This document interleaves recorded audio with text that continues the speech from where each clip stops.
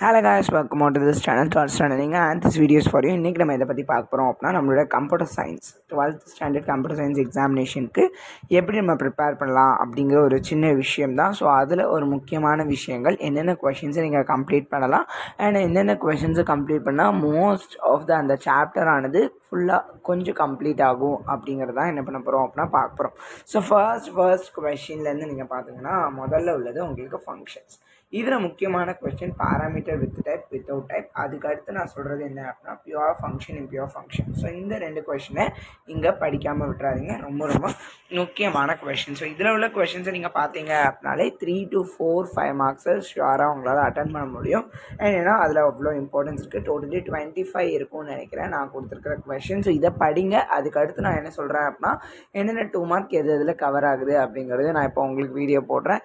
And அதுக்கு அடுத்து data abstraction அப்படிங்கிற சாப்டரில் நான் எங்களுக்கு இம்பார்ட்டன்ட் கொடுத்துருக்கிறது அண்ட் ரவுண்ட் பண்ணியிருக்கிறத பார்த்துக்கோங்க. அண்ட் இந்த கொஸ்டின்ஸ் ரொம்ப முக்கியமான questions and இதுக்கான explain video I will do for you as early as possible.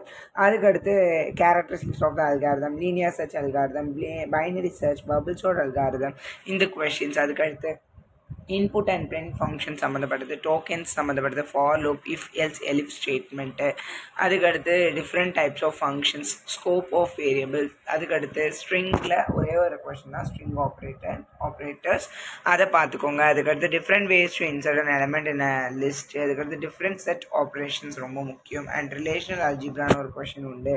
அதுக்கடுத்து DBMS RDBMS, different types of relationship mapping, data types உடைய டிஃப்ரெண்ட் டைப்ஸ், அதுக்கடுத்து டைப்ஸ் ஆஃப் கான்ஸ்ட்ரைன்ஸ் அப்படிங்கிற question. And இங்கே select command அப்படிங்கிற அந்த question, select group by order by class, ஈஸியான question தான்.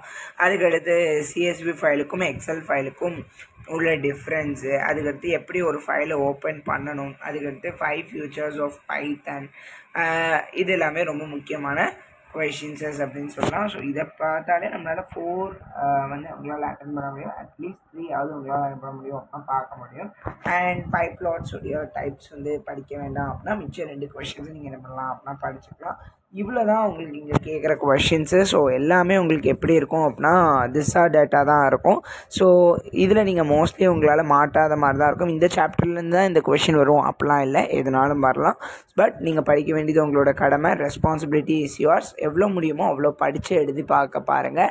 And இதெல்லாமே கொஞ்சம் படிக்கிறதுக்கு கஷ்டமானதான், பட் எழுதுறது ரொம்ப ஈஸி அப்படின்னு நினைக்கிறேன். நீங்கள் படிச்சிட்டிங்க அப்படின்னா எழுதுறது ஈஸி. கம்ப்யூட்டர் சயின்ஸ் பொறுத்த வரைக்கும் நீங்கள் அதுக்கு முதல்ல இருந்து நம்ம ப்ரிப்பேர் பண்ணியிருக்க மாட்டோம்.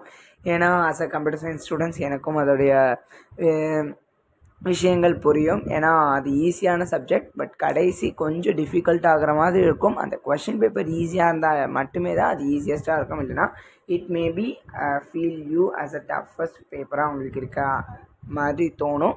ஸோ அதனால் பார்த்துக்கோங்க. இவ்வளோ தான் இந்த கொஷின்ஸ் எல்லாமே கண்டிப்பாக பார்த்துங்க. ஏன்னா இதுதான் அடிக்கடி வர்ற கொஷின்ஸஸ், மோஸ்ட்லி ப்ரெடிக்டபிள் கொஷின்ஸஸ் அப்படின்னு சொல்கிறோம்னா இந்த கொஷின்ஸ் தான். So thank you.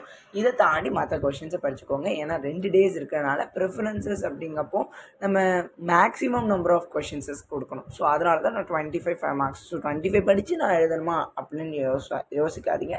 உங்களுடைய எக்ஸ்ட்ரீம் எவ்வளோ கொடுக்க முடியுமோ, எவ்வளோ பொட்டன்ஷியல் கொடுத்து படிக்க முடியுமோ அவ்வளோ படிங்க. இதில் பாதி கொஷின் நீங்கள் படிச்சிருக்கலாம், நிறைய கொஷின்ஸில் எழுதியிருக்கலாம், நிறைய கொஷின் பேப்பரில் டெஸ்ட்டில்.